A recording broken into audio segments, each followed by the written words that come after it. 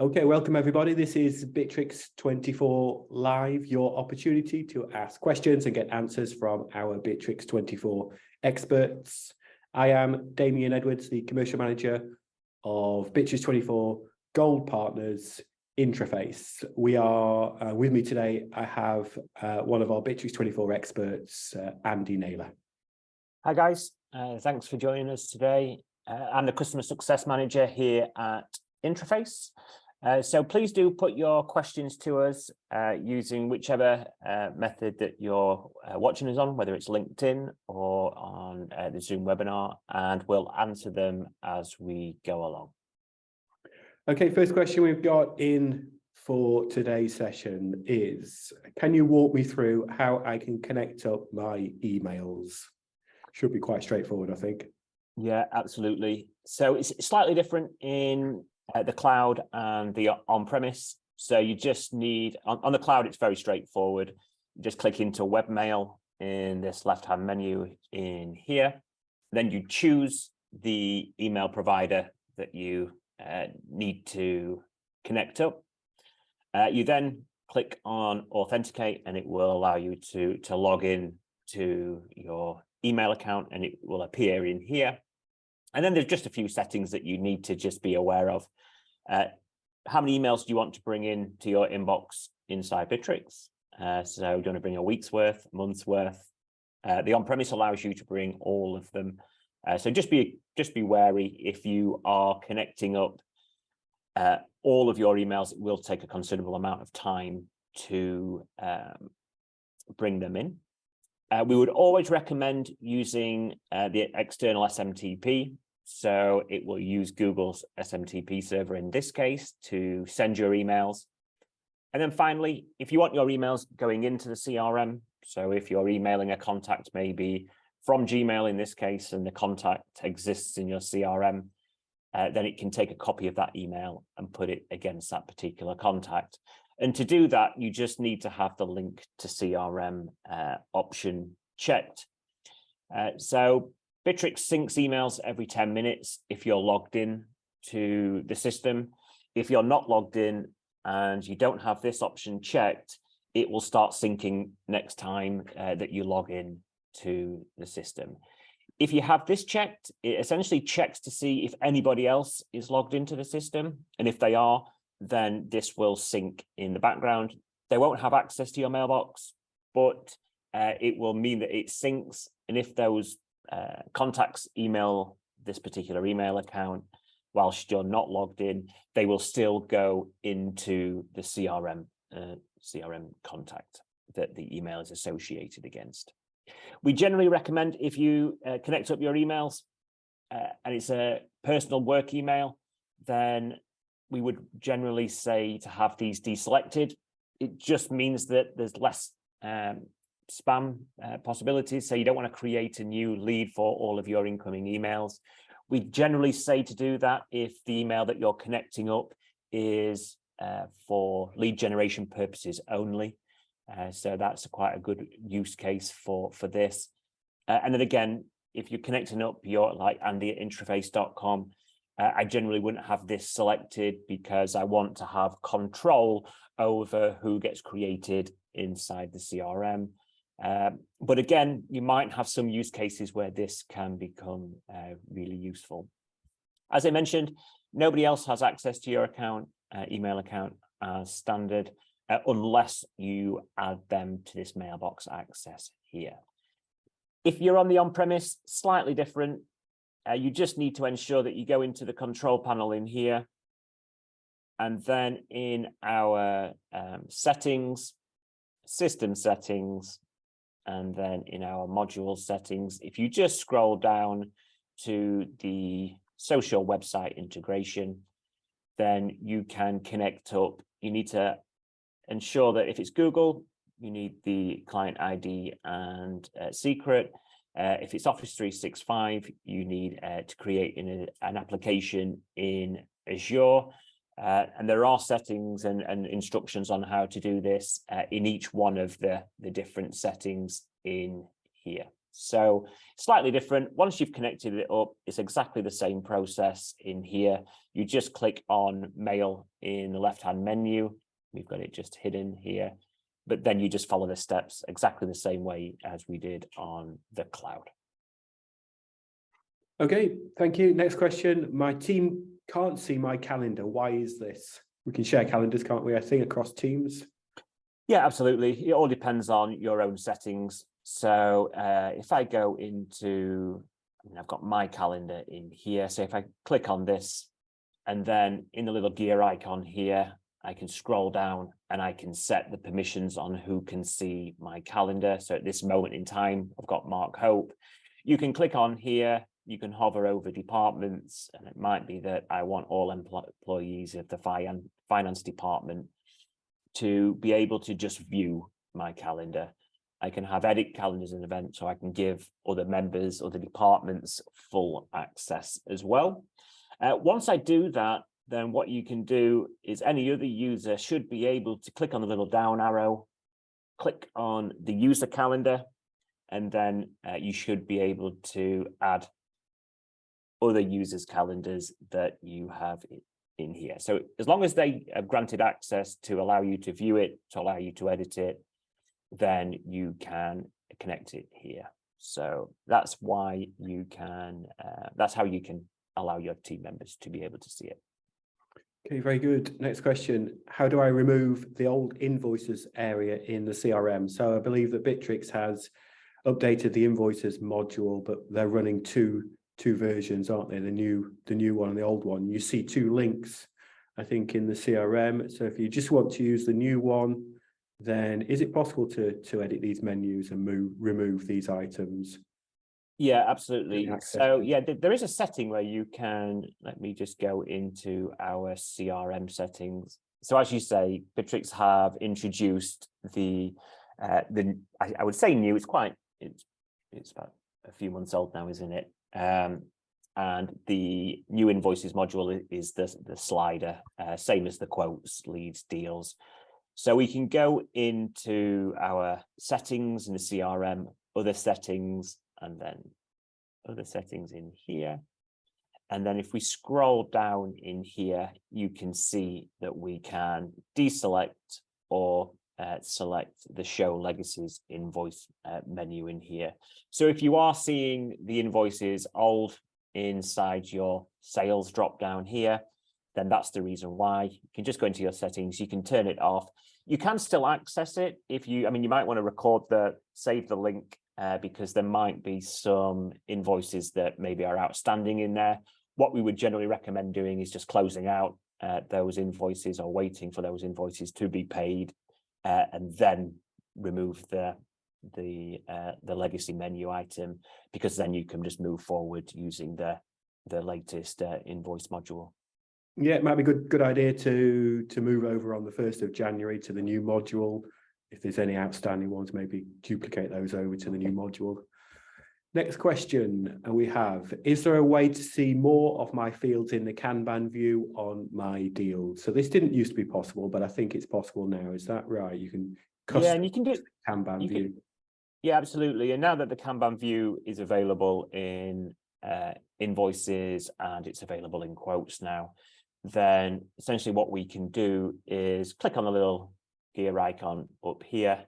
We can click on pipeline settings, and we can click on view form fields. So in here in the pipeline settings, it used to be called Kanban settings. I think they've changed it slightly.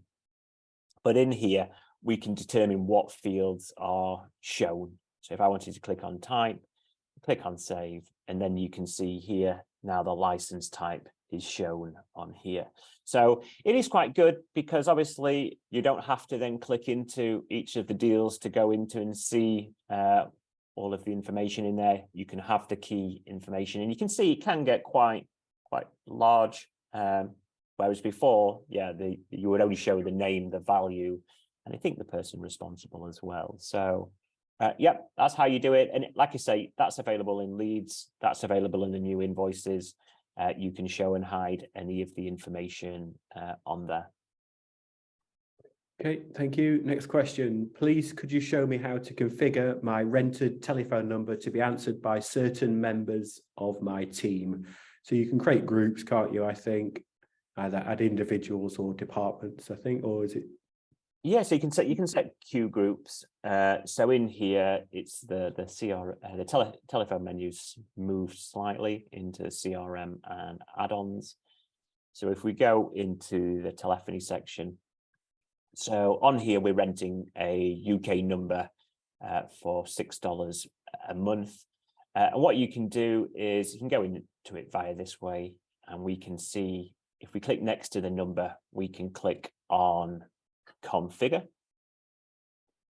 And then in here, you can see that we have the route inbound call to a specific queue group. Now, in here, we can see that we have different queue groups. So if I just come out and just show you where these sit inside here. So if we click on configure telephony, we can just go up to queue groups, and we can create a new queue group here and give it a name. And then what we can do is we can add the relevant people for this number inside here. So if we said Mark, Jane, Mark, and John, the group could have an extension. That's a fairly new feature in here. So that's quite a good one. If you have maybe an IVR menu, so one where you press 1, 2, you could maybe use that as well. So, but here we can say, how do we want to distribute the calls evenly, exactly as in queued, or to everybody? So you might have a support number that you want to dial. So this could be to everybody. So that would be quite a useful one. And what happens is the first person to pick it up would then, it would then drop off for the other users. And in terms of exactly as in queued, might be better for a sales number. So it might be that we have Jane picking it up first, Mark, John, and the same for evenly. That might be a good one for the sales as well, because then it's distributed evenly amongst the different users in the queue. So you can give this a queue, and then essentially all you'd need to do is on your number, just assign that queue to that specific number. So we've got many of our clients have multiple numbers, and yeah, they've got different queues for each number. So that's how we do that. Okay, so if you have questions, please post them. If you're on Zoom, then you can post them in the chat section. If you're watching live on LinkedIn, then you can post them in the comments section. But do send those questions over. We'll stay for 45 minutes if we've got questions to keep us going for that length of time. We have a few questions in, but post any questions about anything you want the answers on. Next question we have is it possible to connect Bitrix24 with my WordPress website? I want the visitor to submit data from a landing page and capture it in Bitrix. So we can create forms, can't we? Yeah, absolutely. So it's quite straightforward to do. So in your CRM, you've got add-ons, you've got the CRM forms, and then you essentially create the form inside here, click on add, pull in the relevant fields and set it to create the specific entity that you would want. So you can create a lead, you can create a customer, so a contact, you can create a deal and a contact. If you create a deal, one of the good things with the forms is that you can specify which pipeline you want the deal to be created in. So that's quite a good one. And then, yeah, to embed it, it's quite straightforward. You just click on here, and then you can add the form, click on copy code, and then paste it in to the page. There are some marketplace apps as well. Like, for example, if you have contact form 7, you could go into the marketplace inside here. So I think it's an application market, sorry. And then you can have a search on here for some third-party integrations. And then there are also middleware tools. So like things like Zapier or Make you can connect up WooCommerce or WordPress into Bitrix as well.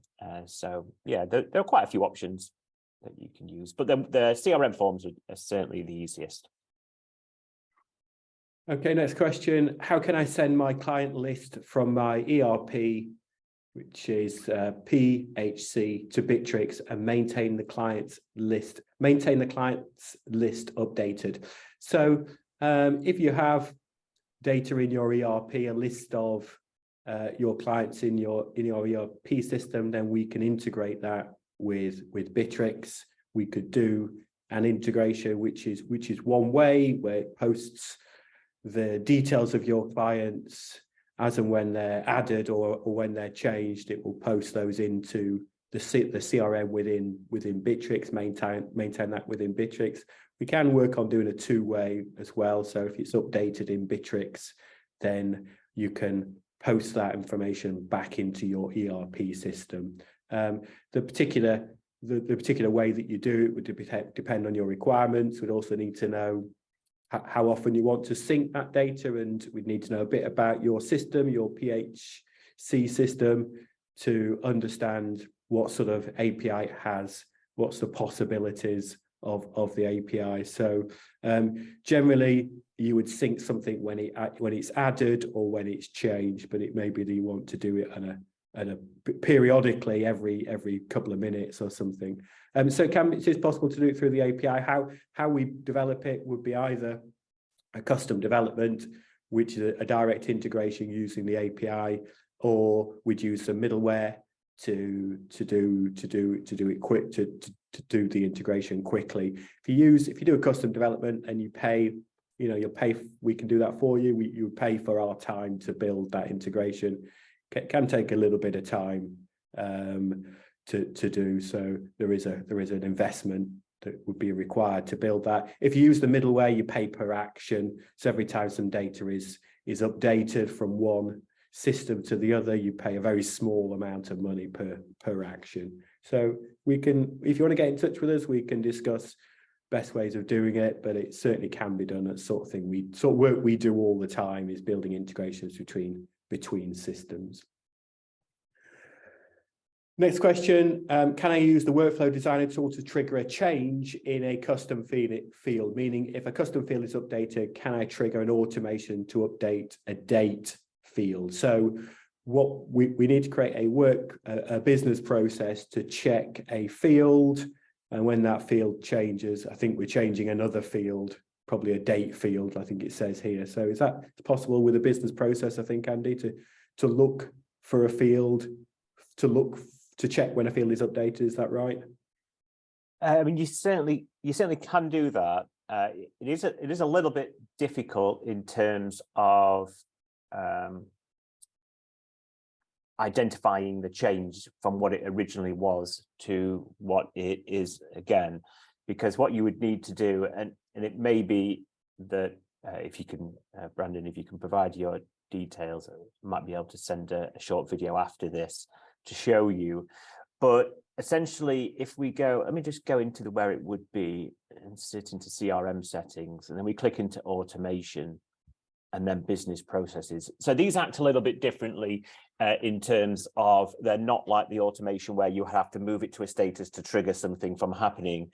What we can do is go into the business process editor here, and what we would do is we would add a template, and then we would say change of field, for example.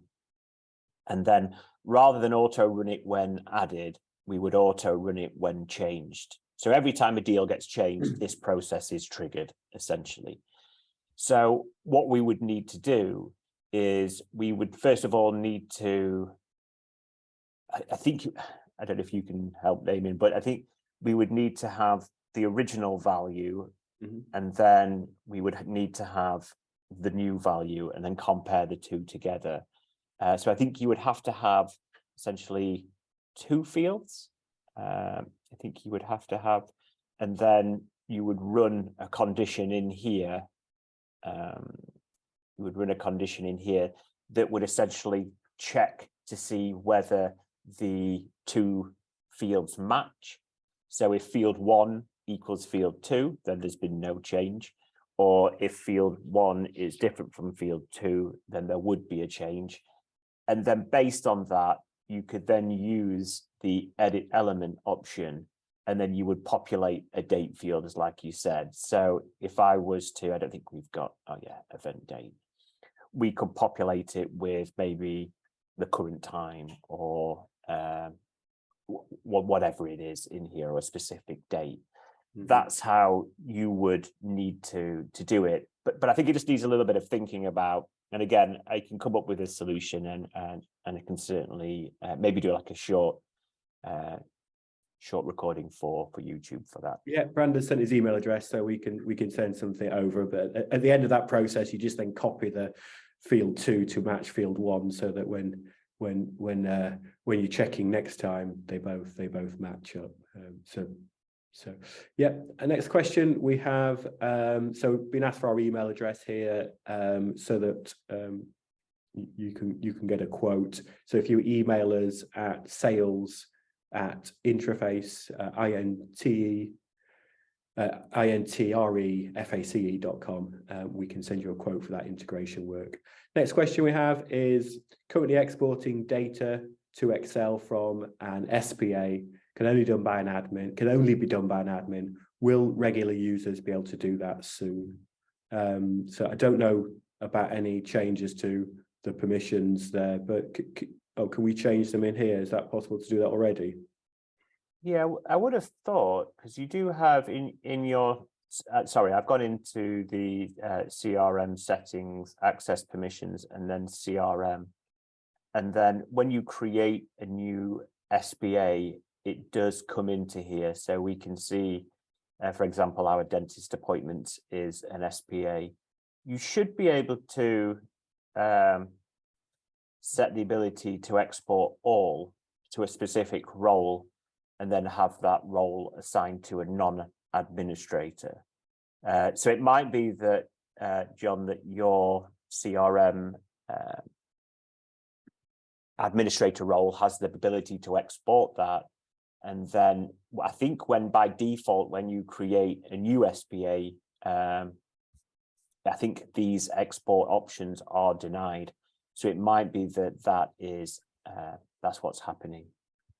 So I would just go into your CRM permissions, check for the export option in here, and then if you can grant access to all, then yeah, you should be able to export it from there. Okay, next question. How do I share documents with my clients if I have a file inside Bitrix? So if you've got a file inside Bitrix, and I go to, for example, the Bitrix24 drive, then on each document, I think what we can do is we can go into share, and there you go. You've got the ability to get a public link on here. I think if you click the gear icon as well, what we can do is set timeframes on there. We can set passwords and even allow editing, so somebody could edit it online as well. So you can get your public link, email it however you wish, send it by message, and then they will be able to view that on a public page. Okay. Can I send a one-off email? Can I send a one-off marketing email to my customer from my templates in CRM marketing? So the way that you would be able to say a one-off email, I mean, you can't, unless you created a segment with individual people in, you could send a marketing email out of there. I guess probably the better way of doing it, although there's not an email template builder, would be to use the email templates inside the CRM. So again, if I go to the CRM settings here and click on CRM settings, then we have this email option on this left-hand side here. And this gives us the ability to create email templates. So if I click into here, like I say, it doesn't have a builder as such. You can create your templates in here using just a simple template tool, and you can pull in any fields that you would want. So if I said this was Bitrix24 live Q&A follow-up, we'll call it. And then in here, it might be that I need to choose the entity inside the CRM. And one of the good things is that if you have SPAs, you can now associate these email templates to an SPA. I'll associate it to a contact at the moment. I could put thank you for your attendance. And then in here, and the three dots down the right-hand side allow me to select any field that exists inside the contact, which is really good. So in here, I can click on here, I can click on contact name, put hello, and again, I can put whatever content in there that I would like. You can, I didn't say that there's not a marketing builder like the CRM marketing tool, but there is a HTML option. So if you're familiar with HTML, you can customize this. If I click on save now, one thing that just to make you aware of that inside these templates, only you can access it unless you click on available to everybody. And then once I go into contacts, I go to Jane here, just as an example. And then in my email option, I have this template area at the top. So you can see the one that I've just done, Bitrix24 live Q&A follow-up, and then that would then populate that, and you'll be able to send it on an ad hoc basis. So that's generally how you would do it, because like I say, we have quite a few people that have pasted HTML templates into these, or even just put again their signature onto particular templates with, and you can do this for all kinds of things. So yeah, that's the way to do it. Okay, another question on emails. How do I get my email signature on my emails? And how do I get my emails I send via automation to send from the responsible person with their signature? Right, okay. So, I mean, in terms of your signature inside here, so I'll just connect up quickly. So let me just connect up our... just show you where it is. I don't have anything in here. Don't want to bring any emails in. Click on connect. So once you connect up an email account, what you do is you have the option up in this top right hand corner, and you click on edit signature. And you can see in here we've created a couple before. So you essentially click on add signature. You can add whatever it is that you'd like inside here. Again, you can use HTML, you can use images to put your logo in, and then you can associate it to the email account, and that's what we would like to do. So click on save, and then once you, so if I just put, I don't know, kind regards, Andy, click on save, then it might be that we delete these two to save us having duplicate signatures. And then inside your CRM, you can click on here. And then once I click on email, I just need to select my in here. So you can see kind regards, Andy. And obviously, if I'd made it a lot nicer, you could put your logo in and so on and so forth. So that's how you would do it in terms of the email itself. If you are using automation, then what I would recommend inside here is if we were to, let me just check what stage that is. So if you click on invoice stage, and then if we want to customer communication, send an email to customer. Now, what I would generally recommend here to make it dynamic is to use the three dots to the right-hand side. And then in here, what you can do is you can pull responsible person's information in here. So you could use, if you had a responsible person's email inside the signature, you could have the responsible person's full name.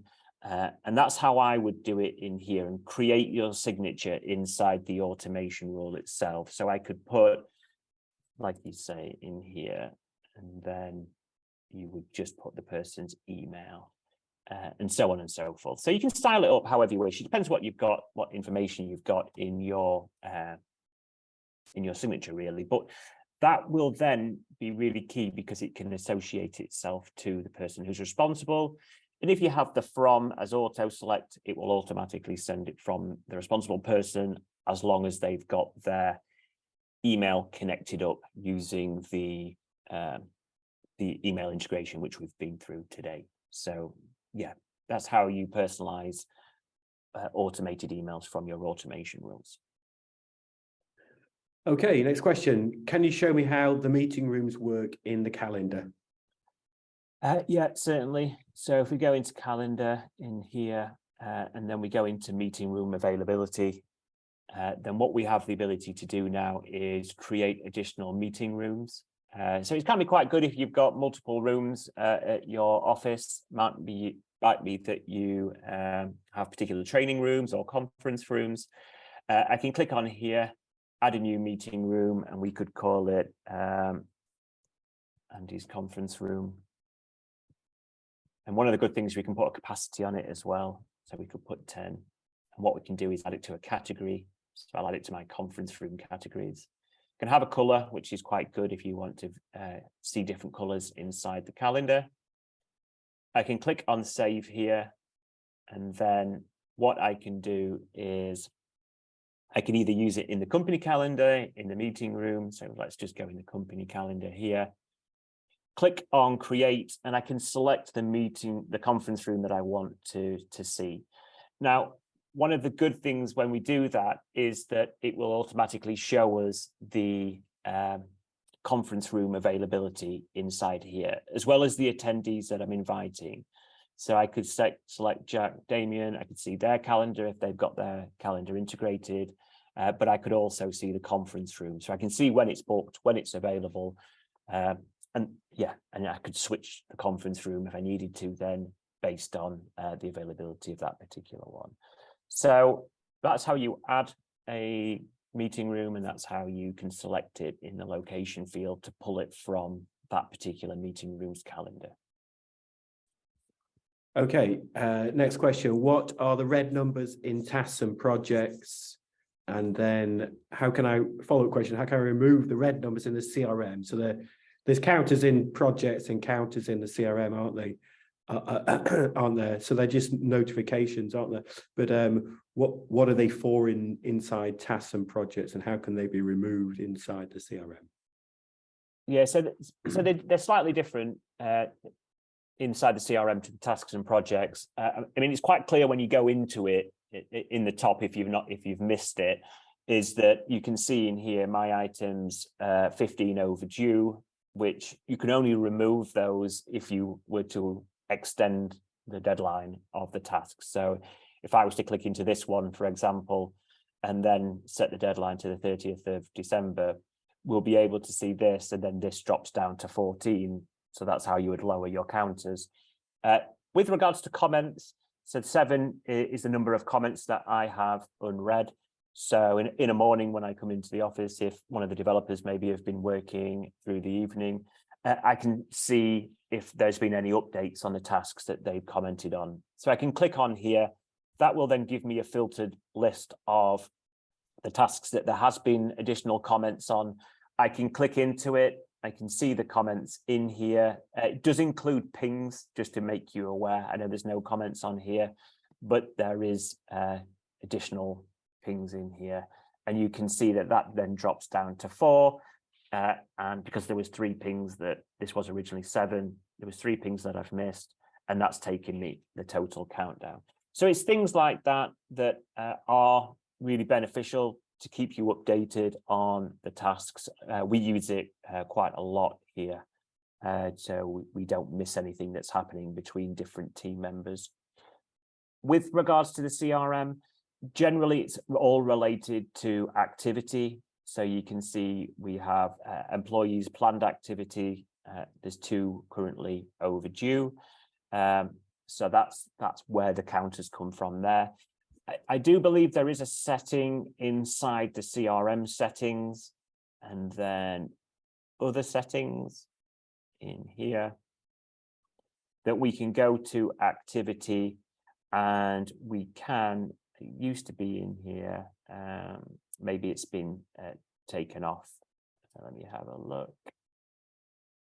Yeah, I think it might have been taken off in terms of the activity. There used to be an option here where you could deselect it and it took the counters off. But I think because in the CRM now, it doesn't take in items without activities, it's now only showing. So that's where we just need to check to see what activity is planned on there. Okay. Next question. When using the automation, it says work days. How do I set my working day parameters? Yeah, so in the automation, I think it's when you put a time frame on it, I think. So if we were to run it, yeah, so here, so you can see in here, account for responsible time. So you can skip weekends, and if you wanted to select that. So if I wanted to put in, I don't know, 5 days from the current time, then we make sure it's 5 working days only. Then I do believe the settings are in the left-hand menu in here, and we can click on settings, and then here, working day parameters, working time parameters. So you can specify the work time in here, first day of the week, and you can also specify which days are the weekend, and also your weekends and holidays. So that's quite an important area, because that's not just in automation for CRM, but I do believe as well it takes into account inside the tasks as well. So yeah, that's where you just need to go, and that's on both accounts. Okay, great. My company works from 9 till 1, 2:30 to 6:30, but clients can schedule a meeting off the working hours. How can I show the attendees only in working hours? So can you, if you're sharing a calendar with somebody and asking them to schedule this will be in book a resource, I imagine. Do we think there's a setting in there where we can set our working hours? There should be, I think, within book a resource. I don't think there is. I mean, the book a resource would always go from the person's calendar anyway. So if you click on your little gear icon here, then you can specify your own personal work time settings. Okay. So you could, my company works from 9 to 1 and then 2. I think you might struggle putting the break in the middle, so the 1 hour 30 minutes, because here you can see, unless you've got 2 shift patterns that are like 9 till 1 o'clock, and then yeah, they want to block out that lunch break. It might be that needs blocking out as manually as an event for each day. I mean, you could you could add a repeat event, couldn't you? I guess called lunch between 1 and 2:30, and then what you would do is you would just set this working parameter for this person 9 till 6:30, or you could do that where we would just work if it's everybody. And then if you're using the book a resource tool inside the CRM and you put that employee inside that book a resource, it will look at that particular person's calendar. And if I already have a meeting, the client can schedule another meeting in the hour that I'm not available. Well, again, if you've synced your calendar up to Bitrix and you're using this and you're looking at the book a resource tool, then again, they'll be able to see when you are and you're not available. So synchronizing your calendar is quite straightforward. You can just do it using one of these options in here. Okay, very good. Looks like those are all the questions we have for today. So thank you for joining us today. If you are an existing Bitrix24 user, then get in touch for help with any setup and support questions you have. If you are evaluating Bitrix24 at the moment, then get in touch also, and we can provide you with a demonstration of the system. But that's it for today. Thank you for joining. Merry Christmas and bye for now. Yeah, thank you very much, everyone. And Brandon, I'll be in touch with that recording and a bit of information. So yeah, again, thank you and Merry Christmas, everyone. See you next year.